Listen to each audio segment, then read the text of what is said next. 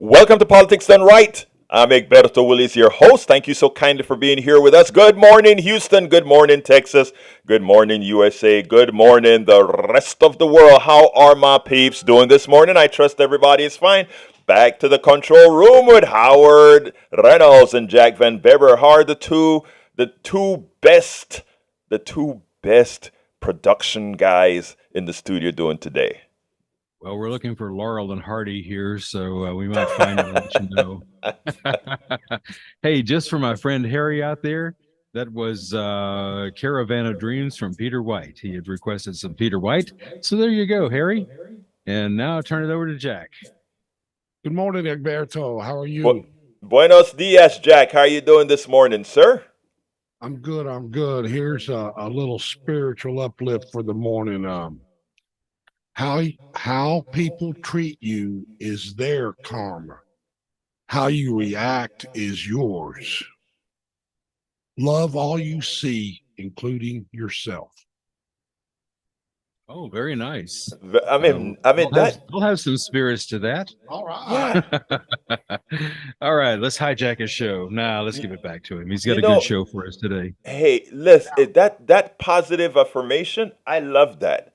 I love that. If we can all start the morning just saying, making sure, I like that control thing, right? How much control we have of how we react to things. Exactly. Muchísimas gracias, mi hermano Jacques Van Beber.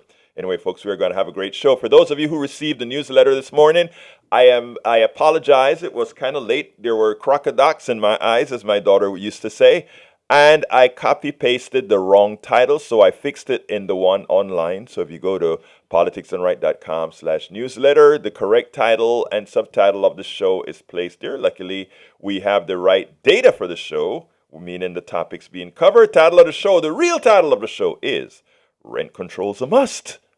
People say, what are you talking about? It doesn't work in New York and all these places. I'm going to talk to you about that in a little bit. Dana Bash disrupts Trump's lawyer. And I have a great interview again from Chicago, National Vote at Home Institute, where if we really want a democracy to work, we could. Escalating rents is another example of a fraudulent economic system. CNN's Dana Bash pushed back on Trump's attorney's spin. Barbara Smith Warner discusses the vote at home movement. Folks, don't forget, this show is every morning, 6 a.m. For those who just kind of passing it on the dial, every morning at 6 a.m., 5 days a week, Monday, Tuesday, Wednesday, Thursday, Friday, Eastern Time, 7. Well, Mountain, 5, and Pacific Time, of course, 4. Topics covered. We told you what those are going to be as for the newsletter. You can reach us by first hitting the dial at 90.1 FM Houston. Just turn that dial to 90.1. You can download the TuneIn app from the Android or Apple Store and then search for KPFT on that app, the TuneIn app that is, and get to us that way. You can stream from our website and listen to us directly from that website by going to kpft.org, or you can watch us live on Facebook. Yes, today I'm wearing my Rock Shock workout jersey, cycling jersey, the Rock Shock jersey today. It's kind of yellow. So at facebook.com/KPFT Houston, you can watch the show, watch the videos that we put out as well. You can also watch on YouTube Live by going to politicsdoneright.tv, politicsdoneright.tv. And of course, you can get our podcasts at politicsdoneright.com/podcast, politicsdoneright.com/podcast. So again, you can get the snippets, etc., all over the place. Give us a call, 713-526-5738. Again, that number is 713-526-5738. Hit the number 2, extension number 2 to come on air directly. And if you have something to tell me, you don't like something that I've said, you want me to cover something, you hate me, you whatever you want, go to kpft at politicsdoneright.com or send an email to kpft at politicsdoneright.com. I read all my emails, I answer all my emails, and I can guarantee you one thing: I will never disrespect you either on air or in replying to my emails. So you can tell me as you please. Anyhow, folks, let's go ahead and get started. I want to go ahead and get started with the votes, right? The vote is an important thing. And while in Harris County, we've been having issues with them trying to make voting more difficult, I want to tell you something. I want to be frank. New York, senators from New York and so forth, a lot of the progressive states really like to give some of our states a hard time. And, when we try to make voting harder, that's justifiable. But, it's a lot easier to vote in Texas up until maybe these changes that are trying to make it more difficult than places like New York, etc. They don't have things like the long voting periods that we have learned to have, etc. So let's be cautious in how we talk about voting and our own voting, etc. Let's be frank. Yes, they're trying to make it more difficult for us to vote here in many of the southern states, but also many of the southern states had a voting criterion that is quite better than some of the voting states up north, or some of the voting in states up north. That's simply the material, factual truth. But what we want to do is make voting easier everywhere. Before I go to this video, which is I'd like to remind, generally we get a lot of calls from men. I want all those men to keep calling in. But I also would love to start hearing more from women. We don't get a good value in our discussion in what the angst of America, the things that bother Americans, the things that Americans want to talk about, if we are not covering half of the demographic, and more than half actually, that represents women. So I want to put out this clarion call now and ask that men, you keep calling in. Don't want to see any difference in that, but I would love to see more women say, you know what, Egberto, I have something to say that you need to listen to. This is my piece. This is my point of view. We really need to hear from everybody, whomever you are. Anyway, let's go ahead and get busy with our first interview. Let's get busy. Welcome to one more edition of Politics Done Right. I'm Egberto Willis, your host, sitting here with Barbara Smith Warner, who is the Executive Director of National Vote at Home Institute. When I saw that name, I kind of got the butterflies. And you know why? Because anything that we can do to increase the vote is what we've got to do if we're going to really have an inclusive, complete democracy. So, Barbara, welcome to Politics Done Right. How are you doing this morning? Such a pleasure. I am doing so well. I'm thrilled to be here. You just went straight to the heart of what Vote at Home is about and why I do this work. It is small d democracy. Right. Voting at home, which is when every registered voter is automatically mailed a ballot to their home 2 to 3 weeks ahead for every election. They have time to fill it in. They can return it in any number of ways. Right. You can mail it. You can put it in a drop box. You can take it to an election center and vote in person there. And then if something's wrong, you are contacted. You get to cure your ballot. There's a tracking system so you know when your ballot has been received and when it has been counted. It is small d democracy. It is the baseline of voter enfranchisement. Everything that you think of when you hear about making it harder for people to vote, the lines, everything, it is all solved by voting at home. And I'm from Oregon, where we have been voting at home since the year 2000. We're going on 24 years of every voter getting mailed out a ballot every election. Now, has there been, not at all, the lies of the land are about us having voter fraud, etc. Is there any cases of voter fraud resulting from your system in Oregon? It is infinitesimally small. I like to quote the Heritage Institute because the Heritage Institute, a very conservative group, did a study on trying to find, and I think they did in 2020, so there's been a couple elections since then, but we think about 50 million ballots that were cast in that time, I believe there were a total of 18 that were found to be fraudulent in some way. All were caught, and if you figure out the percentages, very tiny, and none of them had to do with the fact that it was voting at home. It would have happened was other anyway. things, correct. So, there's built-in security to voting at home that you might not think about if you don't do it all the time, right? So you get one ballot that is for you. It's got it's like a piece of mail, right? It's got the coding on it. When you submit it, you have to sign it. Right. And they compare your signature to make sure that it's you. If there's a difference in your signature, it's not, oh, too bad. It's you get contacted to say, Right. hey, we have a concern about your signature. It doesn't quite match. You can come in, you can show your ID. There's a whole variety of ways. But you have, ideally, what we consider best practice is you have up to a week after election day To cure your ballot. That's exactly right. And the biggest thing, because I was talking to somebody about this before, and somehow this didn't come up. The impact on turnout is amazing. Of course. Right? So I have a friend who talked about his friction. And the more friction you have in a voting system, the fewer people are going to vote, the harder it's going to be, all that. Voting at home takes away so much of that friction.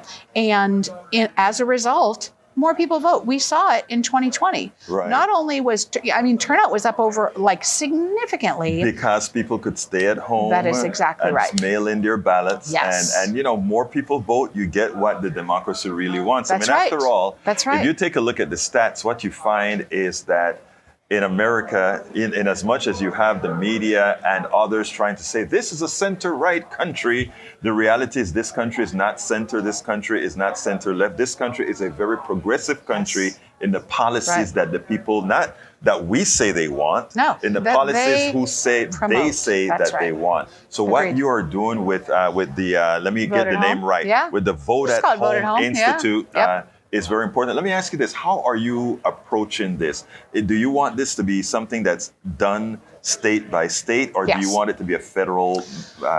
There's two.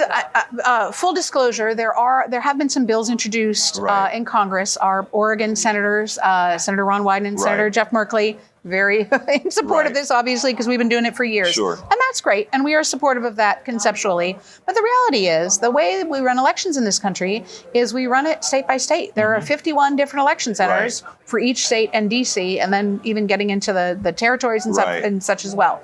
And so, because that's where election laws and regulations and standards are done, that's where we focus. Right now, it might surprise you to know that, let me do it this way. How many states do you think vote at home? How many states do you think If I it is? even guess, I would be lying. So what? Tell me.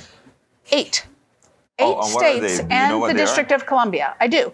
The reason I ask you that, when I started this job, I thought there were 3 or 4, because I'm from Oregon, been there for a long time. I'm a former legislator. I was just paying attention to Oregon. Oh, you were a former legislator? Yes. Okay. So I was a legislator in Oregon for 9 years, majority leader for the last couple of years. And great job. Loved it. Are you still in the legislature? No. Nope.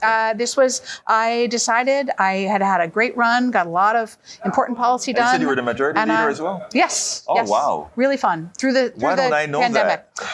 Because you don't live in Oregon. I guess so. So that is a good excuse. Yeah, it's a fine excuse. So when I started, I thought, a couple states. So Washington, Oregon, California, Hawaii, Nevada, Utah, Colorado, Vermont, and DC are all vote at home states. Wow. So we've made significant progress. 5 years ago, there were only 3 states. Now there are 8 in the District of Columbia.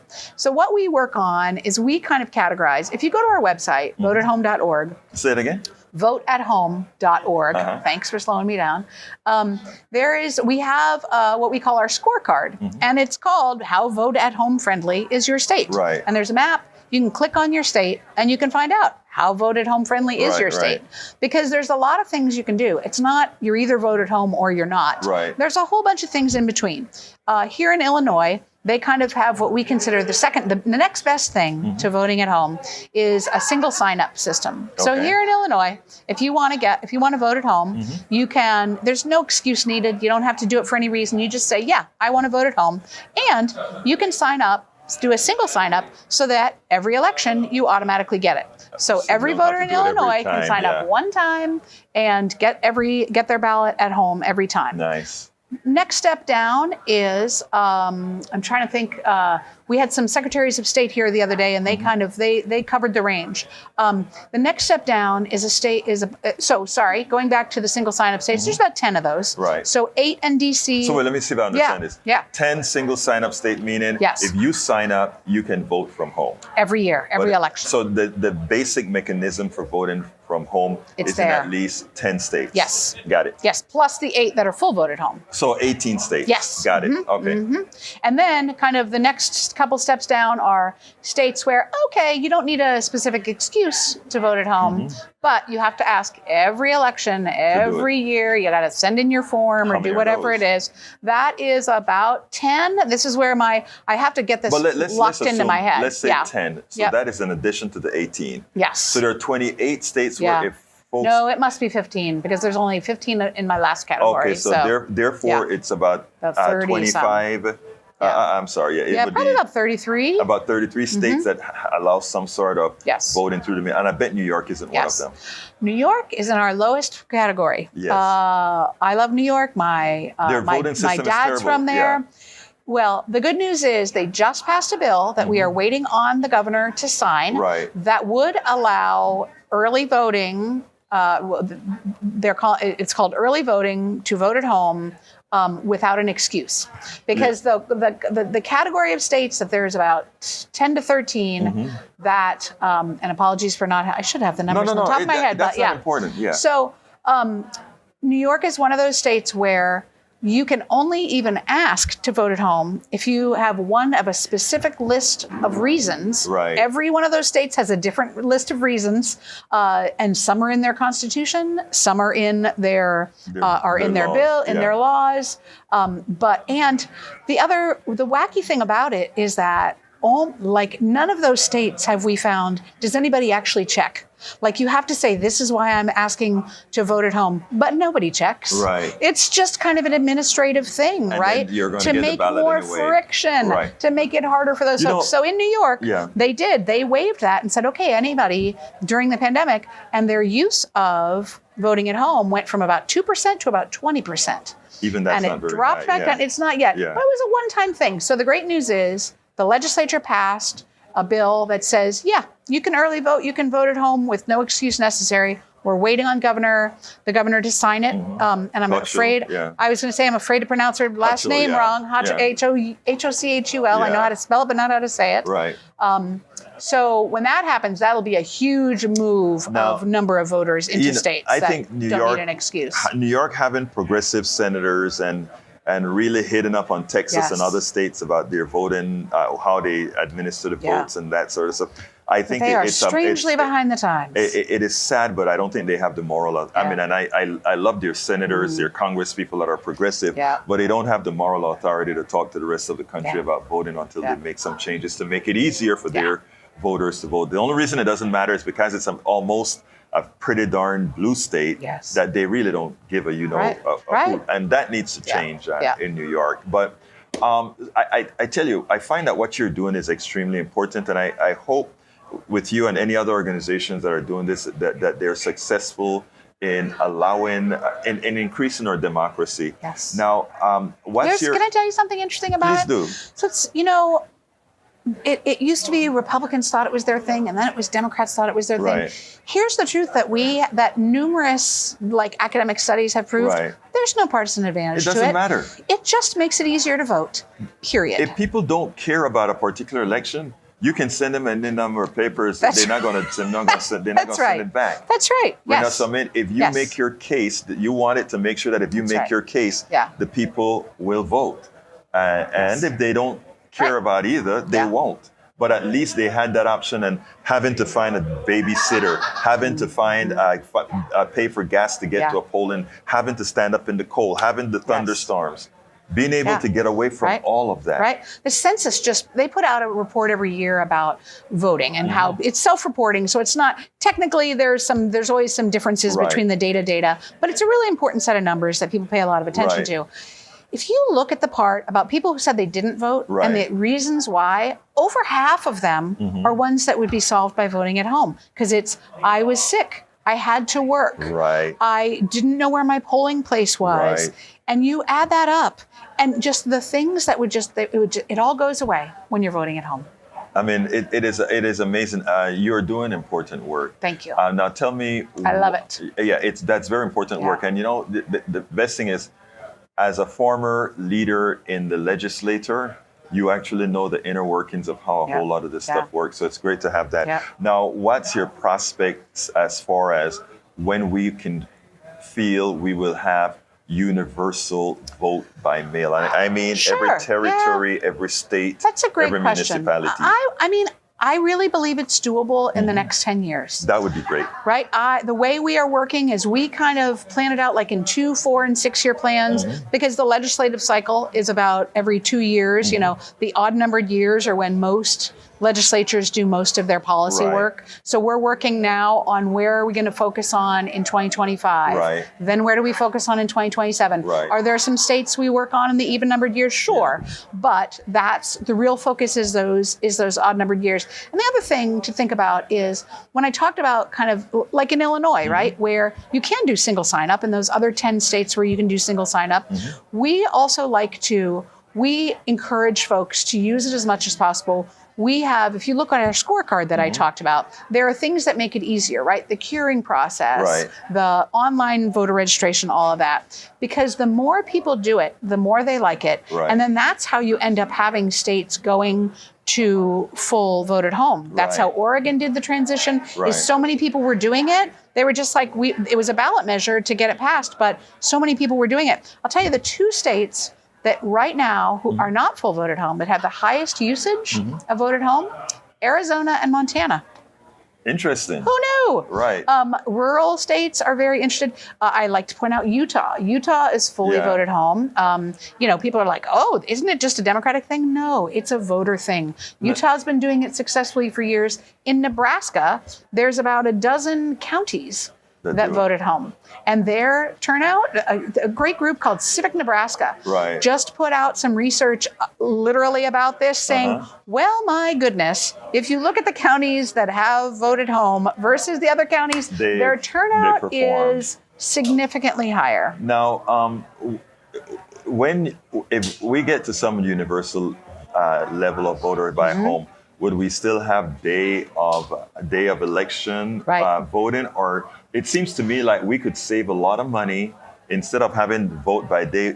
We've been always talking Yeah. about election shouldn't be one day Right. because so much can occur on one day. That's right. That we just have people Yes. throughout the election 2 to 3 week period, until yep. that Yes. last day Yeah. vote. I mean, the truth is, you're always going to have a deadline, right? Because there's always going to be a day. That's what I'm saying. There's always The going to be a deadline day. being election day, but Right. that you don't have to Yep. walk and you don't have to Exactly. hire machines That's to right. that be set up in Yes. many. It seems There's to me a like ton it of save a lot cost of money. savings. Yes, thank you. There's a ton of cost savings. When Colorado did the transition in 2014, Right. there was some studies done, and they had significant cost savings because you don't have all the polling places. You don't have pay to the hire polling all those people, poll right. workers, And right? you don't have to invest in what you call distributed. I'm a software right, guy. yeah, Distributed networks Right. as Right. complex as when Right. you have many Correct. different rooms with many different That's machines, exactly right.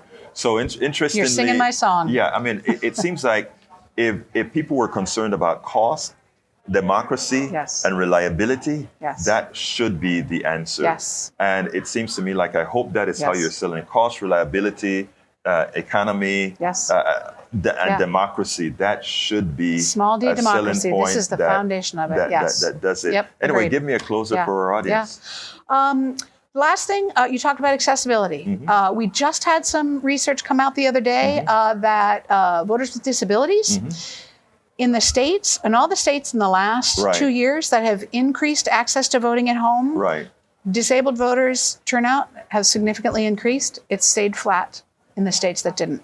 Wow. This is, like I said, it's foundational. It's what you said. It's cost, it's accessibility. Right. It is small d democracy. If our goal of our democracy is to make it easier for voters, Then think about how our lives are now. We get Right. our food delivered. We get our groceries. We get food from restaurant. We order things online. We track where it is in coming to us. we don't lose packages. That's right.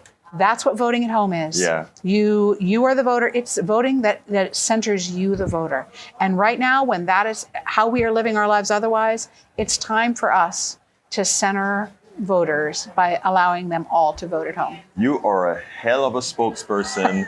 You're a hell of a spokesperson for National Vote at Home, the National Vote at Home Institute. Well, you're the executive director, so you better be. Right. Barbara, thank you so kindly Yes. for having been on Encantada. Politics Done Right. Gracias. All right. Muchísimas gracias. Thank you.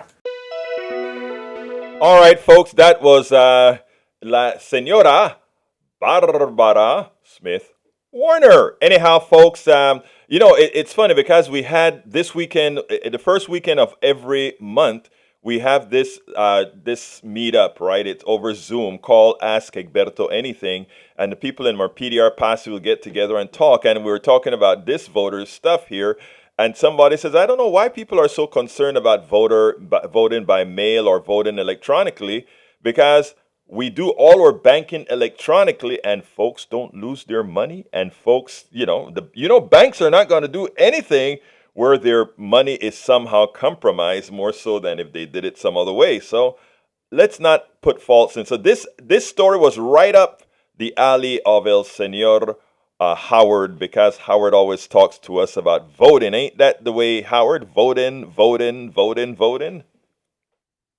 It is, Egberto. Vote, vote, vote.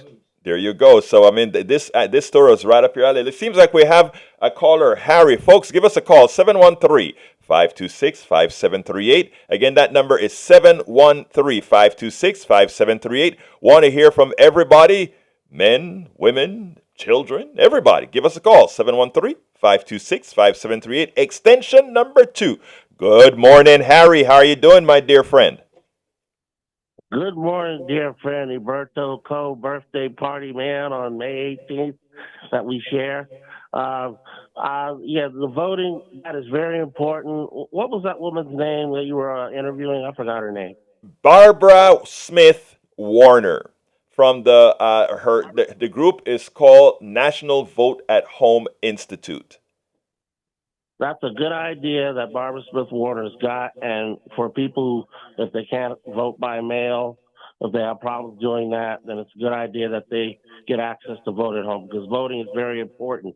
But you also had a guest on a few weeks ago who does a show. You were talking to him about black men not voting. Yeah, that was Robbins. Yes, I know who you mean. Yeah. He's actually the mayor of Euclid, South Carolina. But yeah, he was on with us about a week and a half ago.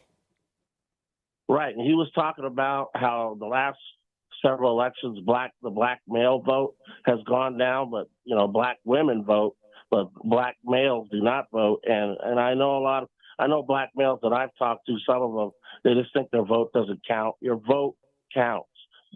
Please, black men, you need to get out there and vote.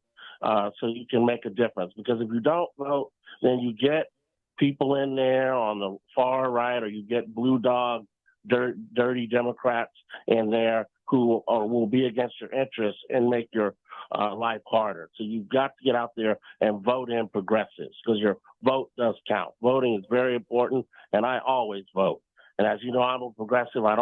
The last Democrat that I voted for was Barack Obama, but I will vote Green Party or People's Party, like I'm going to vote for Cordell West. When I feel like a person can do the job that I feel consciously, I will do that. But it's very important for black men to get out there and vote.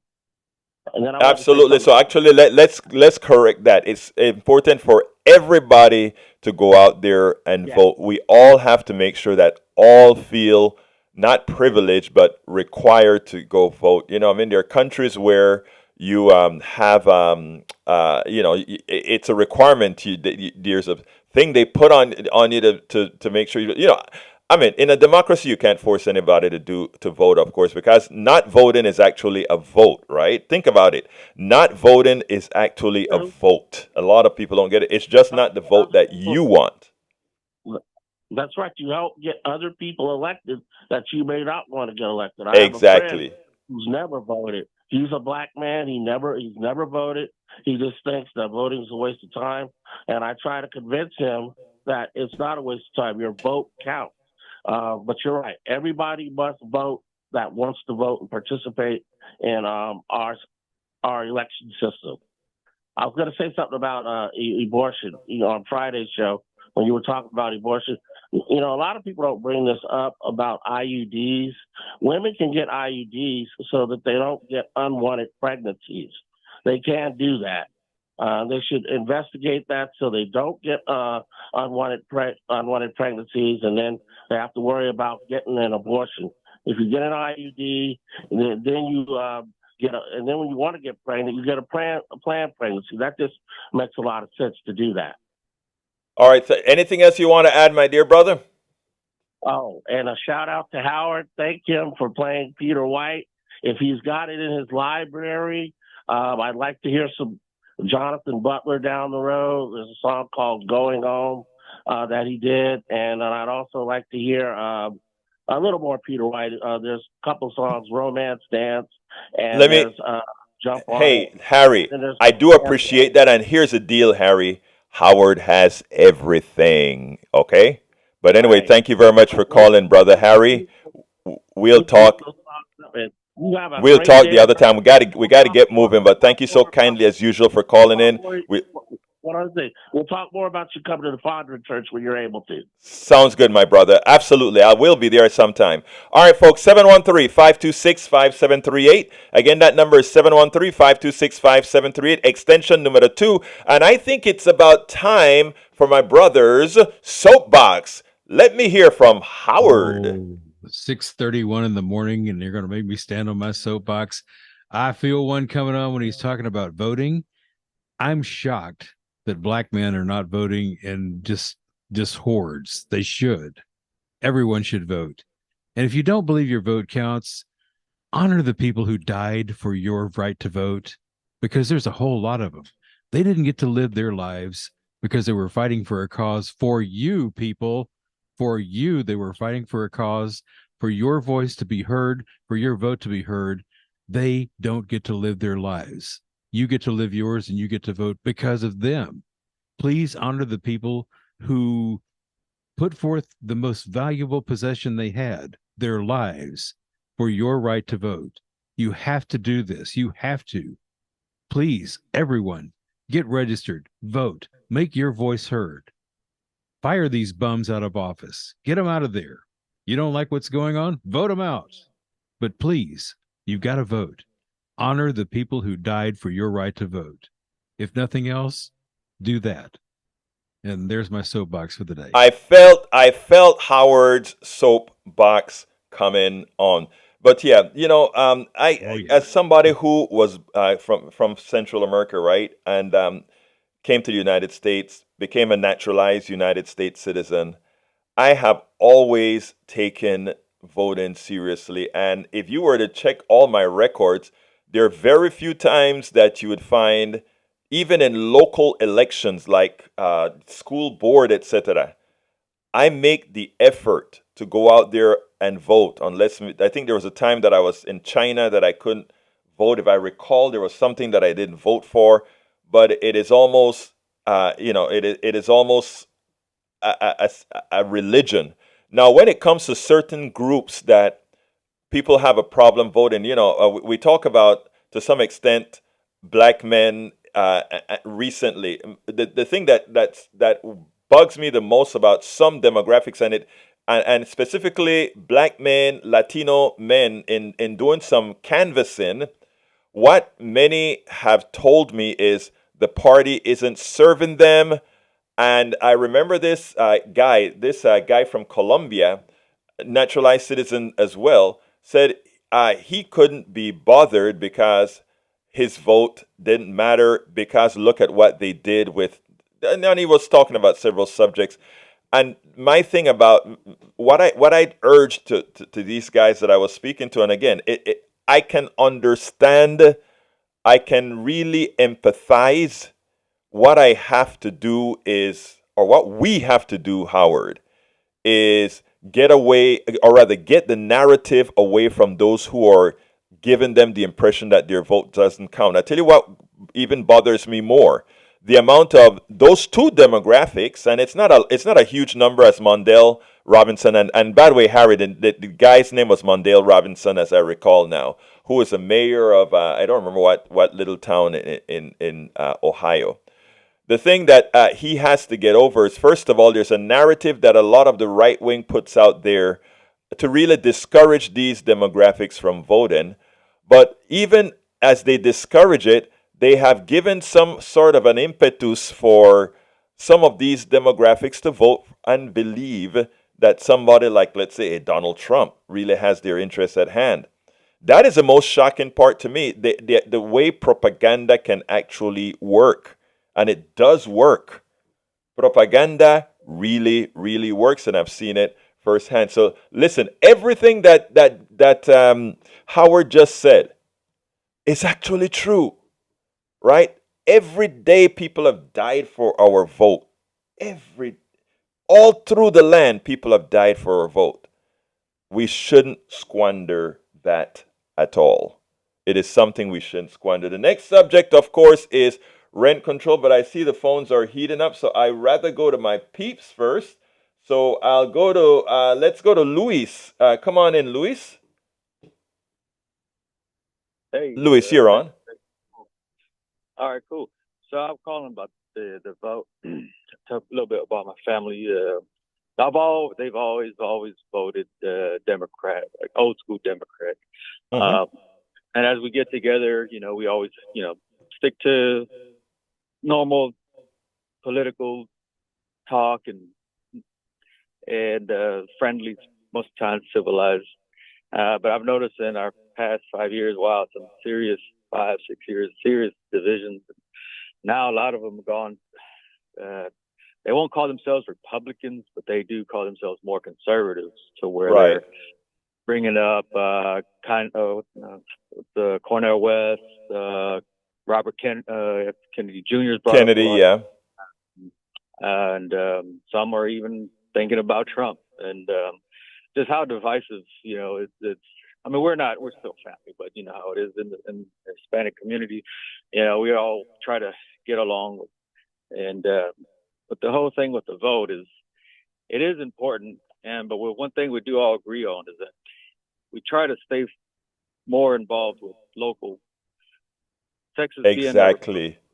I think it's kind of not a lost cause, but it's kind of hard to put our vote in for a president. But when it comes to local things, mayor, school boards, like you mentioned before, your at large positions, that's a lot more important to us. And yeah, so and another thing where we all would like to see, even though it favors both sides, is we need to see term limits.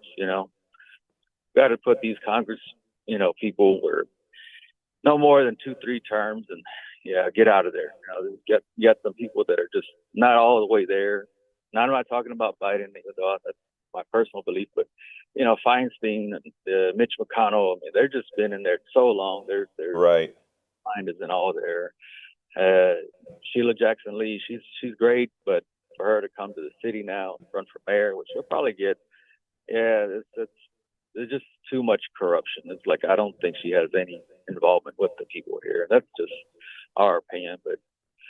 And I'll close with this. A friend of mine told me, and I've always agreed with it. He said this over 10 years ago, that it's too late to vote and it's too early to start shooting. That we're kind of at that point. Yeah, let me tell you.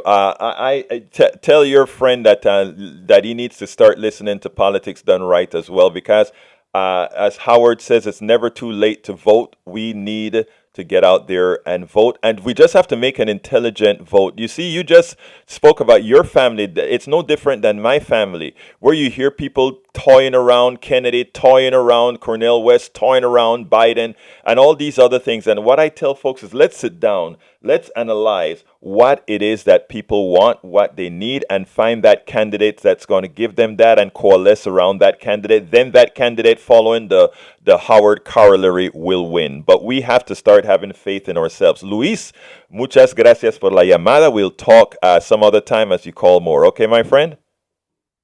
Have a good one. Thank you. You too. All right, Gonzalo. Come on in, Gonzalo. How are you doing? Hi, my friend. How are you doing? I am doing fine. Talk to me, sir. Yes.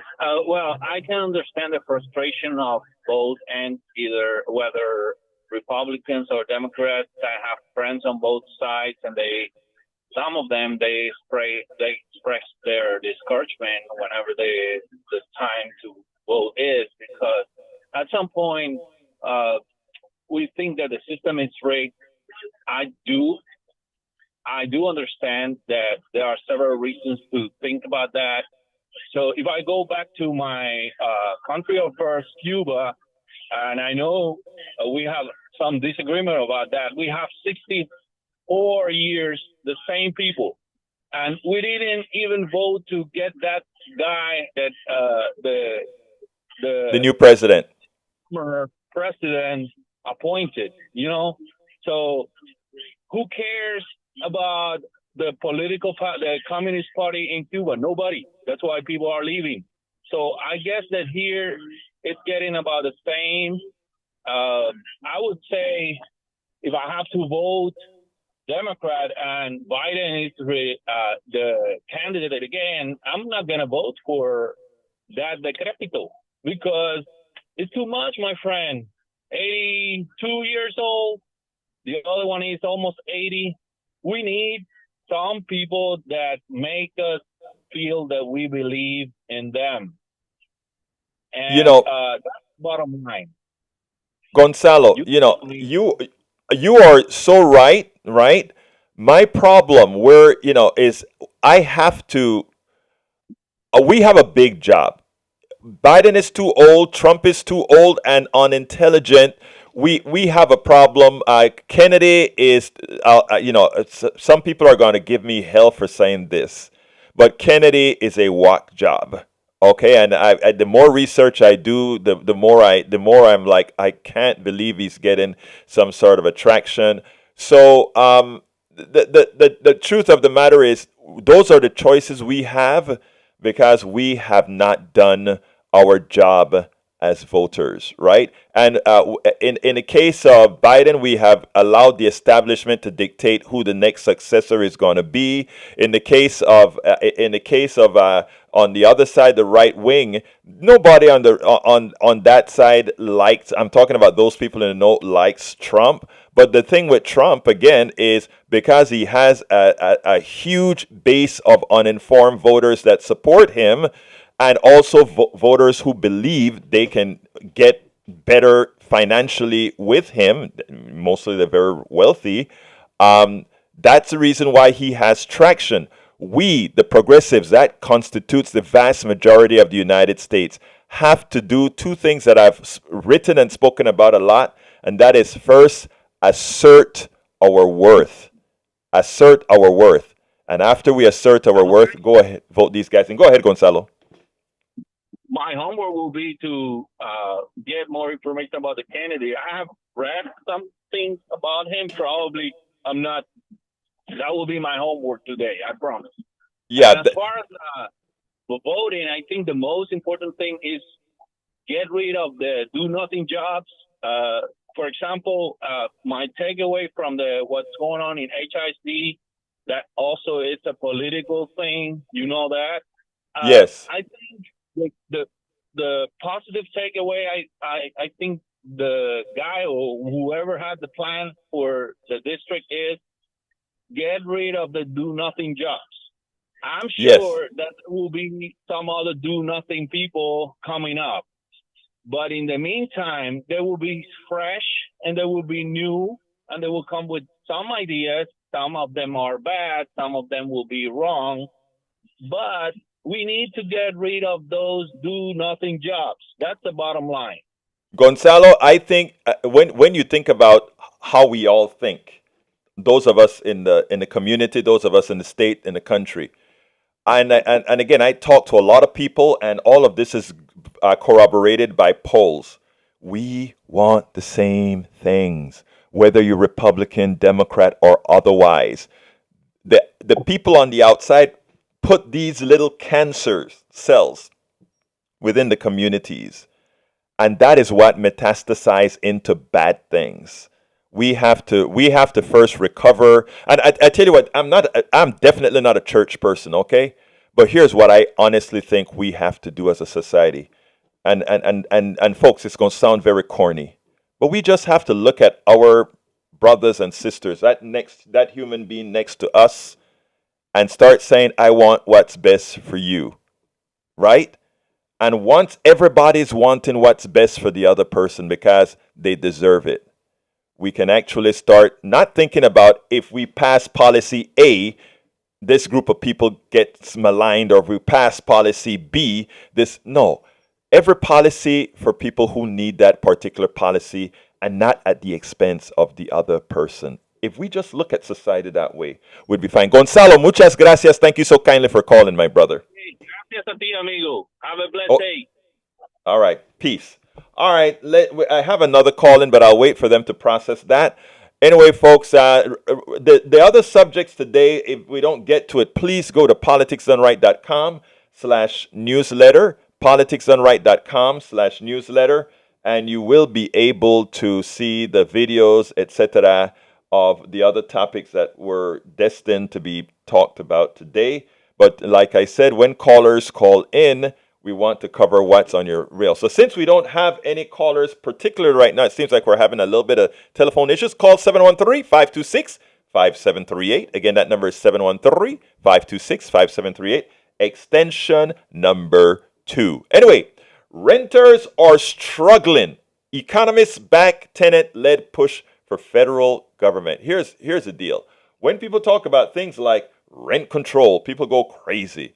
We shouldn't have that. But when the economic system screws the average renter, what is there to do? That's what your government is there for, to protect you. Let's go to GE. GE, come on in line number 1. Come on in, GE. Yeah, hey. Hi. Yes, sir. Yeah, I'm a black man. I'm one that stopped voting in the last few elections.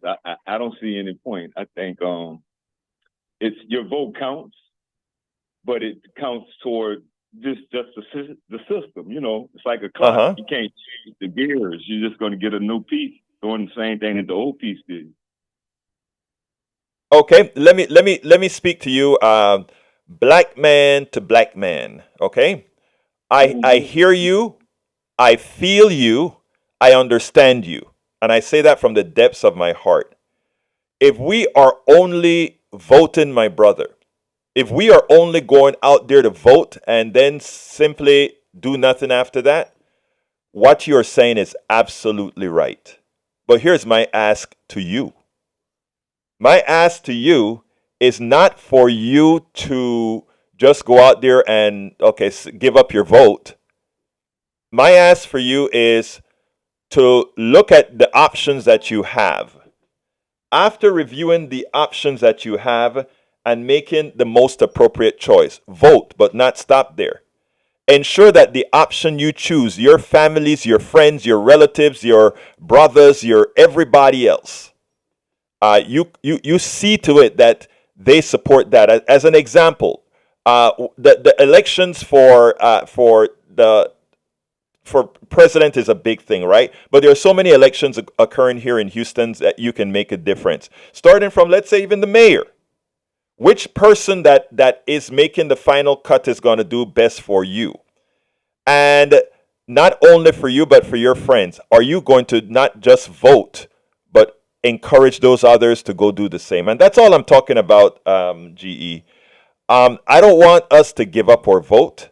I want us to vote and fight for the vote that we've made. Does that make any sense to you, sir?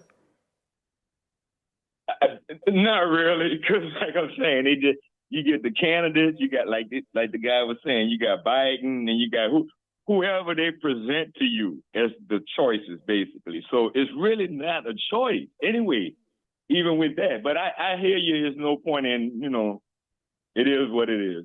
No. But let me ask you something. I want to talk to you a little bit longer, and I want to ask you one other thing.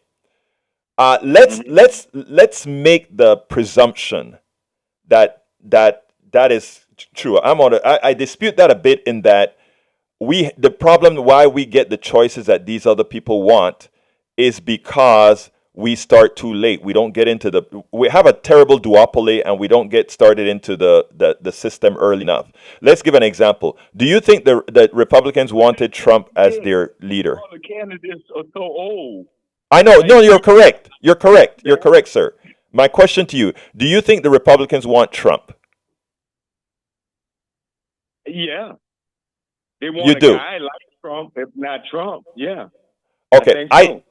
I don't think they want Trump. I think it's 60% or something like that want him, man. I mean, that's the No, what they data. said is 60% of the Republicans would vote for Trump if he went up against Biden. What I'm trying to get at is too often what we do. Let's look at the primaries that got Trump elected. He didn't get elected by the majority of Republicans. What he got elected, he was the choice that enough people were crazy about. In other words, we have to get started early.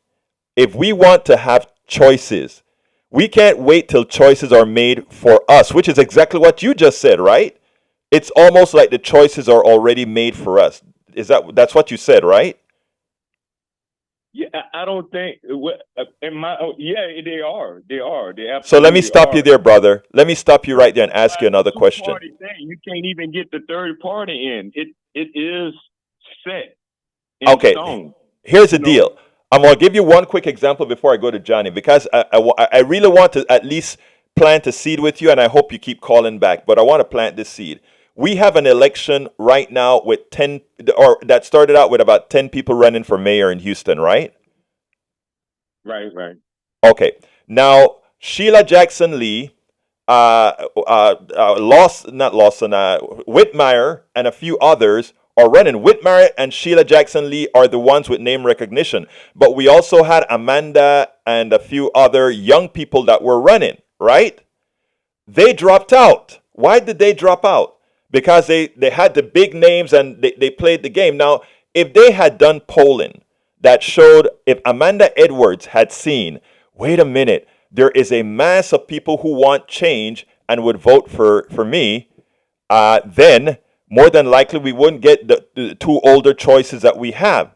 So if UGE and others got into the game early and showed a strong support for the new blood, right? Then it wouldn't be choices made by others for us. We would be making those choices. So what I'm saying, brother GE, is the following. We have to educate ourselves to how politics work.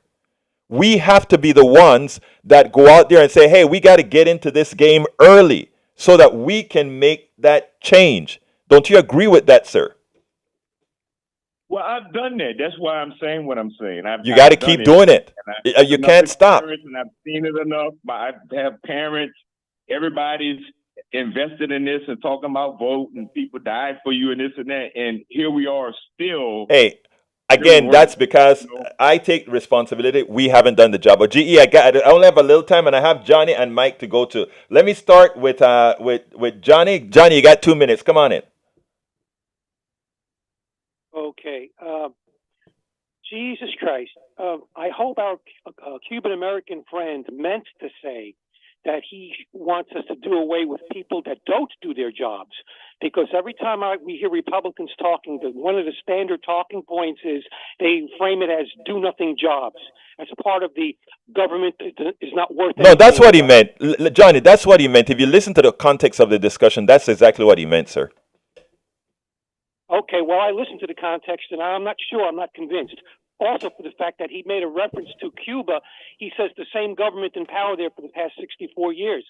He needs to consider the big picture here. People in Cuba who helped Fidel uprise against the American oppressors, they voted by their actions. Voting takes place. I've said this before.